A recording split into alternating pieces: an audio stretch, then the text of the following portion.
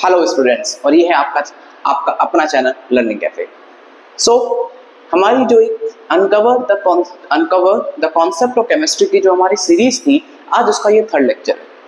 आज इस लेक्चर के दौरान हम बेसिकली स्टडी करेंगे कि कौन से ऐसे पैरामीटर्स होते हैं जो केमिकल रिएक्शन को इफेक्ट करते हैं।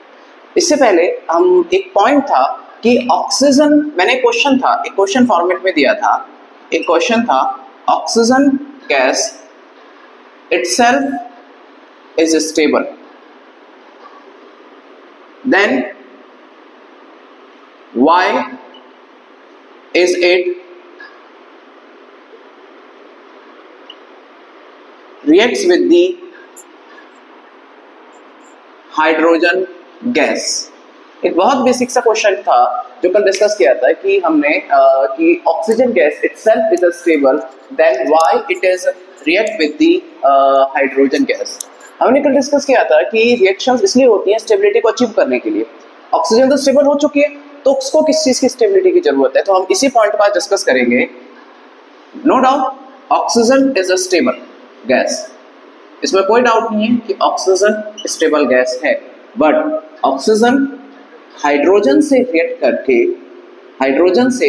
रिएक्ट करके और ज्यादा स्टेबल हो जाती है। इसका मतलब ऑक्सीजन जब हाइड्रोजन से रिएक्ट करती है तो वाटर मॉलिक्यूल बनता है, और ये वाटर मॉलिक्यूल ऑक्सीजन से ज्यादा स्टेबल है। इसका मतलब ये हुआ कि ऑक्सीजन से ज्यादा स्टेबल H2O है।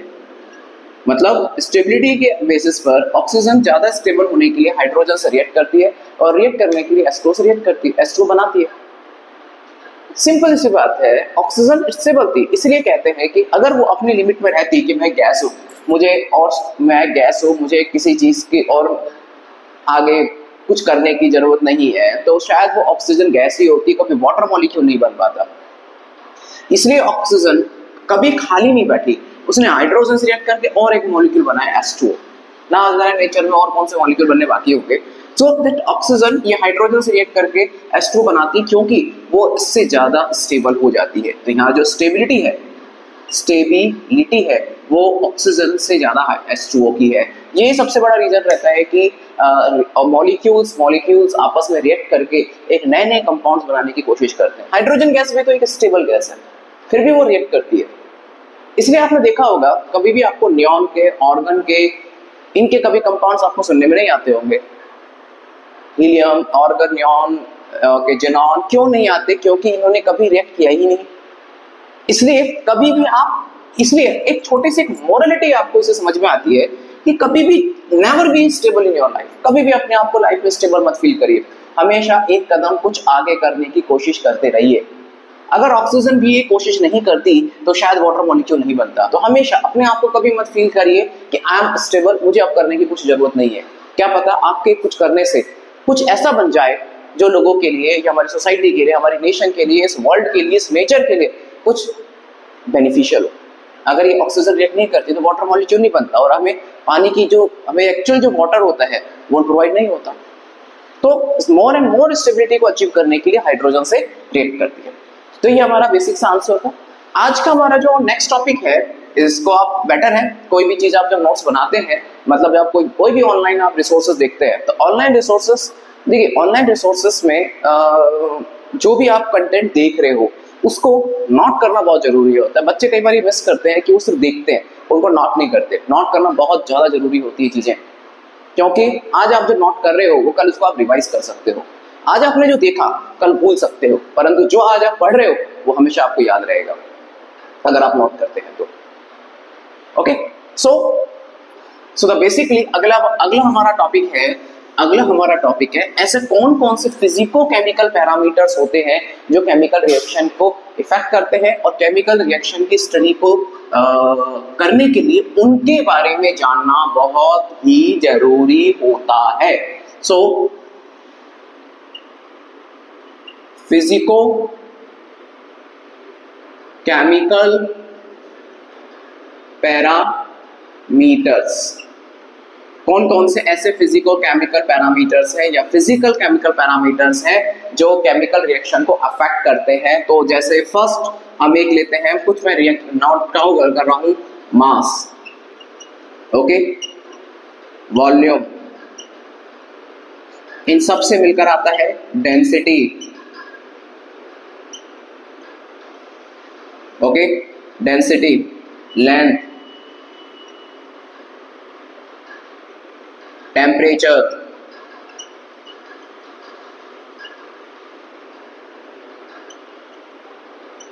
प्रेशर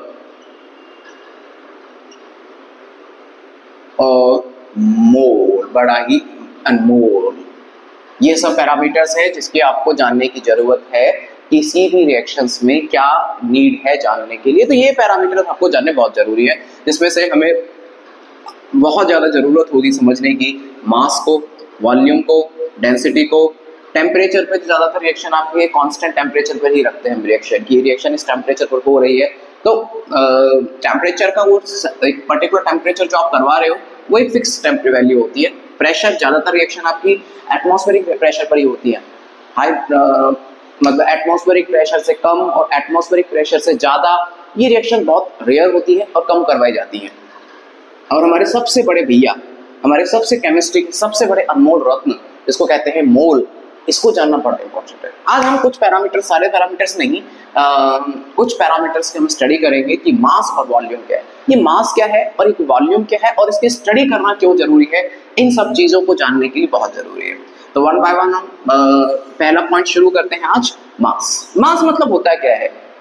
मास क्या होता है? मास का मतलब होता है कि जो भी आप केमिकल ले रहे हो, केमिकल अलग अलग फेज में हो सकता है, कोई लिक्विड फेज में हो सकता है, कोई सॉलिड फेज में हो सकता है या कोई वेपर फेज में हो सकता है। हम मास ज्यादातर किस में कॉन्सेंट्रेट करते हैं, किस पे हम मास में लेंगे? जो सॉलिड फेज में हो। तो मास का मतलब क्या है? Mass it is that's it present amount of matter of substance. मतलब किसी भी सब्सटेंस का कितना मैटर है वो क्या कहलाता है? उसका मास। किसी भी सब्सटेंस का कितना मैटर है, उस सब्सटेंस पे कितना मैटर प्रेजेंट है, वो उसका मास कहलाता है। इस मास की जो यूनिट होती है वो मास की यूनिट होती है आपकी, देखिए दो हम कुछ यूनिट्स यूज करते हैं। जैसे एक होती है SI unit, okay, standard system international unit, जो पूरे ऑल ओवर वर्ल्ड में जिसको वैलिडिफाइड किया गया है। जैसे इसको हम समझे एसआई यूनिट, तो एसआई यूनिट होती है केजी, किलोग्राम, राइट। बट क्या होता है कि आपको केमिकल, जैसे एग्जांपल आप फॉर एन एग्जांपल कि जैसे कोई केमिकल का बॉक्स है, जैसे फॉर एन एग्जांपल ये Na2CO3 है, सोडियम कार्बोनेट। अब ये सोडियम कार्बोनेट का एक बॉक्स है जिसके अंदर 100 ग्राम का ये बॉक्स है, एग्जांपल के लिए लेना है। अब 100 ग्राम का बॉक्स है ऑलरेडी, आप केजी में कैसे लेंगे? तो अगर आप या तो आप इसको केजी में कन्वर्ट करिए। जैसे एग्जांपल आपने Na2CO3 है, इसमें से आपने 15 ग्राम इसमें से आपने लिया, तो मतलब आप जो केमिकल ले रहे हो उसका मास कितना है? 15 ग्राम। टोटल कितना था? 100 ग्राम, उसमें से आपने 15 ग्राम Na2CO3 लिया है, वो उसका मास कहलाता है। मतलब ये जो 15 ग्राम है ये उसका, वो उस केमिकल का मास है जिसको आप अब अपने फर्दर रिएक्शंस में यूज करने जा रहे हैं। तो ज्यादातर केसेस में हम जो छोटे स्केल्स होते हैं, क्योंकि अब सोचो खुद ही 100 ग्राम का बॉक्स है तो उसमें से 1000 केजी तो आएगा नहीं, तो फिर या दूसरा तरीका होता है कि आप ग्राम को 100 ग्राम है तो उसको आप केजी में कन्वर्ट करो, या 15 ग्राम को केजी में कन्वर्ट करो। तो ज्यादातर हम जो लैब स्केल्स होती है, लैब स्केल में हम ग्राम में स्टडी करते हैं। हाँ, बट ऐसा यूनिट में जब आप आ रहे हो, जब ऐसा यूनिट में आप कहीं पर लिख रहे हो तो आपको वो ग्राम को केजी में कन्वर्ट करना होगा। क्योंकि कैसे कन्वर्ट कर सकते हैं? तो बहुत बेसिक सा है, 1000 gram equal to 1 KG. For an example एक 100 ग्राम का बॉक्स है, उसमें से आपने 15 ग्राम Na2CO3 लिया, उसको वाटर में डिसॉल्व किया एंड आप उसको रिएक्शन में यूज कर रहे हो। तो दैट 15 ग्राम जो है वो एक वैल्यू है, 15 ग्राम एक वैल्यू है। इस 15 ग्राम की जो वैल्यू है इसको आपको फर्दर रिएक्शंस में जब आप लिखते हैं, जब हम इसके स्टैंडर्ड वैल्यूज लिखते हैं, तो स्टैंडर्ड वैल्यूज लिखते वक्त आपको इस 15 ग्राम को केजी में कन्वर्ट करना बहुत जरूरी होगा। नो डाउट लैब स्केल पे तो आप केजी में नहीं निकाल सकते ना, आप तो ग्राम में निकालोगे, बट ग्राम में निकालने के बाद में उसको केजी में जरूर मेंटेन करना होता है। कुछ बेसिक सी चीजें होती हैं जिसको हम बाद में स्टडी करेंगे। कई बार लैब स्केल में हम ग्राम में भी करेंगे और मिलीग्राम में भी कर सकते हैं। ओके, तो ये हो गया मास। मास मतलब हो गया कि किसका, उस अमाउंट का, उस जो मैटर आप ले रहे हो, सब्सटेंस ले रहे हो, उसमें कितना मैटर है, तो उसका एक एग्रीगेट फॉर्म जो होता है वो उसका एक मास कहलाता है। उसके बाद में अगला सबसे इंपॉर्टेंट पॉइंट आता है वॉल्यूम। ओके, तो ये हो गया amount of matter in a substance, कितना अमाउंट उसका मैटर में प्रेजेंट है। ओके, ये कन्वर्जन के लिए बहुत जरूरी होता है समझना। वॉल्यूम, वॉल्यूम का मतलब क्या होता है? वॉल्यूम का मतलब है occupied space by a substance called volume. ठीक है, जैसे एक समझिए, मान के चलो आपके पास में एक 15 ml की टेस्ट ट्यूब है, एक 15 ml की टेस्ट ट्यूब है, ज्यादातर टेस्ट ट्यूब इतनी आती है, एक 15 ml की टेस्ट ट्यूब है, उसमें से आपने कोई HCl लिया और आपने ये 10 ml तक आपने, फॉर एन एग्जांपल, इसमें आपने HCl फिल किया जिसका वॉल्यूम कितना है 10 ml, आपका 10 ml का वॉल्यूम है। तो 15 ml में जो आप 15 ml की टेस्ट ट्यूब थी, तो 10 ml आप उसमें HCl ले रहे हो, तो 10 ml क्या है, वो उसके वॉल्यूम को रिप्रेजेंट करता है। वॉल्यूम बहुत इंपॉर्टेंट कॉन्सेप्ट है, ध्यान रखिएगा, बहुत इंपॉर्टेंट कॉन्सेप्ट है। इसकी जो SI यूनिट होती है, वो होती है मीटर क्यूब। ये मीटर क्यूब एक बहुत बड़ी यूनिट है, ठीक है, लेकिन हम जब लैब स्केल पे काम करते हैं तो हम लीटर पे भी आ सकते हैं, हम मिलीलीटर पे भी आ सकते हैं, सेंटीमीटर क्यूब पे भी आ सकते हैं और डेसीमीटर क्यूब पे भी आ सकते हैं। ध्यान रखना, SI यूनिट इसकी मीटर क्यूब होती है और जो कि एक बहुत बड़ी यूनिट होती है। जब आप आते हैं लैब स्केल पर, तो लैब स्केल पर जो हमारे सामने यूनिट होती है वो ml हो सकती है, ओके, एंड लीटर भी ले सकते हैं आप, ml भी ले सकते हैं, सेंटीमीटर क्यूब भी ले सकते हैं और डेसीमीटर क्यूब भी ले सकते हैं, ओके। बट याद रखिएगा कि जब आप स्टैंडर्ड वे फॉर्मेट में जब चीज़ों को मेंशन करते हैं, तो अगर आप, कोई बात नहीं, आप लीटर भी ले सकते हैं, स्टैंडर्ड यूनिट में आप इसको स्टैंडर्ड यूनिट में हम लीटर पे भी जा सकते हैं, ओके। जो भी आप वैल्यू ले रहे हो उसको एक सही फॉर्मेट में कन्वर्ट करना बहुत जरूरी होता है। जैसे एग्जांपल, इनके बीच का कन्वर्जन क्या है, तो कन्वर्जन इसके बीच में हम आते हैं, तो कन्वर्जन के फॉर्मेट को समझने के लिए जैसे आप इसको कन्वर्जन कैसे करेंगे, जैसे एग्जांपल आपके पास में मीटर क्यूब आप ले नहीं सकते, क्योंकि मीटर क्यूब का मतलब कितना होता है 1000 litre equal to 1 metre cube. अब 1000 लीटर का केमिक एक लैब में वर्क करना बहुत पॉसिबल के नामुमकिन है। तो आप कुछ जो भी अमाउंट आप ले रहे हो, 1 लीटर 2 लीटर, उसको आप मीटर क्यूब में कन्वर्ट कर सकते हो इस फॉर्मेट के थ्रू, ओके। तो ये कन्वर्जन के लिए जाना बहुत जरूरी होता है इन सब की वैल्यू। जैसे और भी बहुत सारे कन्वर्जन होते हैं, जैसे कि 1000 ml equal to 1 metre cube, 1 litre equal to 1000 ml, ठीक है, ये बेसिक सा कन्वर्जन है, ओके। अगर आप 1 ml आते हैं, 1 ml इक्वल टू होता है 1 सेंटीमीटर क्यूब, 1 ml का मतलब 1 सेंटीमीटर क्यूब। सेंटीमीटर क्यूब का मतलब क्या बताते हैं, cm into cm into cm, जो उसकी लेंथ इंटू विड्थ और उसकी डेप्थ को बताता है, तो एक वॉल्यूम बनता है। इसके अलावा इसको आप ऐसे भी लिख सकते हो कि आप इसको ऐसे भी लिख सकते हो आप 1 ml equal to 1 centimetre cube है। याद रखना बड़ा इंपॉर्टेंट है, कई बार कन्वर्जन में हेल्प करता है। 1 ml equal to 1 centimetre cube, तो इसका मतलब ये हुआ कि अगर आप उसको 1000 ml करते हो तो कितना हो गया 1000 सेंटीमीटर क्यूब, ठीक है। आप इसको इस पॉइंट ऑफ व्यू से भी लिख सकते हैं। और भी यूनिट्स होती हैं, जैसे 1 डेसीमीटर, ये होता है डेसीमीटर।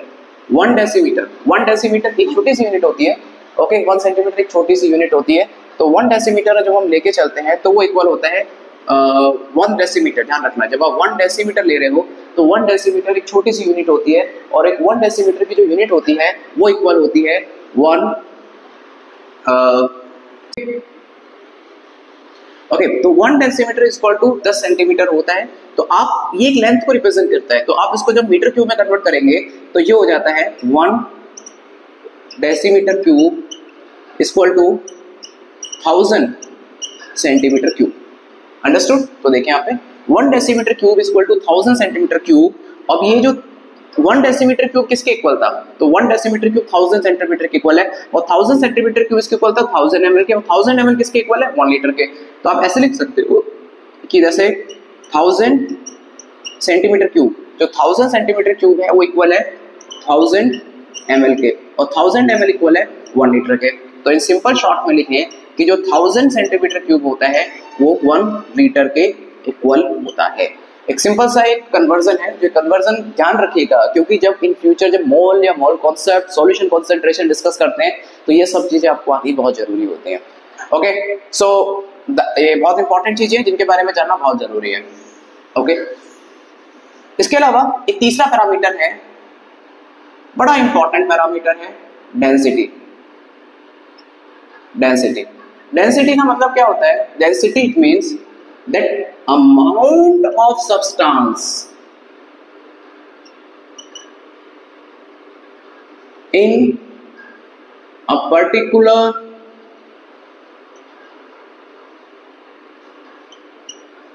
वॉल्यूम, किसी भी एक वॉल्यूम में कितना अमाउंट ऑफ सब्सटेंस प्रेजेंट है वो उसकी डेंसिटी कहलाती है।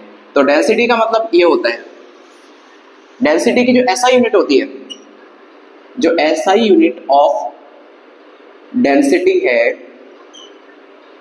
वो होती है केजी पर मीटर क्यूब, क्योंकि केजी मास की यूनिट है, एसआई यूनिट है, और मीटर क्यूब वॉल्यूम की एसआई यूनिट है। तो ये हो गया, मतलब डेंसिटी का फॉर्मूला होता है, डेंसिटी को जैसे आप कैपिटल डी से लिखते हैं तो ये हो गया मास, मास जो भी आपने पढ़ा था, ठीक है, this is M, okay, this is a volume, okay, V. तो आप इसको लिख सकते हैं केजी पर मीटर क्यूब, ठीक है, तो इसकी यूनिट होती है, सो ये केजी पर यूनिट होती है, बट एट लैब स्केल पर हम ग्राम पर सेंटीमीटर क्यूब में इसको कर सकते हैं कन्वर्ट। ओके, मतलब एट लैब स्केल पे ग्राम पर सेंटीमीटर क्यूब आप उसको रख सकते हैं। कई बार क्वेश्चंस आते हैं एंट्रेंस में, या फिर आप जब हम मॉल कॉन्सेप्ट वगैरह हम डिस्कस करेंगे तो जिसमें आपकी डेंसिटी आपको ग्राम पर सेंटीमीटर क्यूब में गिवन होगी, और वो आपको कन्वर्ट करके केजी पर मीटर क्यूब में या फिर उसको एक पर्टिकुलर फॉर्मेट में रखना होगा। सो ये कन्वर्जन के जैसा क्वेश्चन है। जैसे एग्जांपल यहाँ पर हम समझे एक क्वेश्चन, जैसे एग्जांपल आज आपके लिए होमवर्क समझ लीजिए, कल हम सॉल्व करेंगे इस क्वेश्चन को। जैसे फॉर एन एग्जांपल आपको 10 केजी पर मीटर क्यूब दिया हुआ है, या फिर ऐसे समझिए कि आपको 1000 ग्राम पर सेंटीमीटर क्यूब गिवन है, उसको कन्वर्ट करना है केजी पर मीटर क्यूब में, केजी पर मीटर क्यूब में उसको कन्वर्ट करना है। एक बेसिक छोटी सी यूनिट है, कन्वर्जन करके देखिए कि जब एक 1000 ग्राम पर सेंटीमीटर क्यूब है तो इसको कितना कन्वर्ट करें तो केजी पर सेंटीमीटर क्यूब आता है, और केजी पर मीटर क्यूब आता है। कन्वर्ट करके देखिए इसको, एक मतलब 1000 ग्राम सेंटीमीटर क्यूब में कितने ग्राम पर मीटर क्यूब होंगे। ये छोटा सा क्वेश्चन है आपके लिए।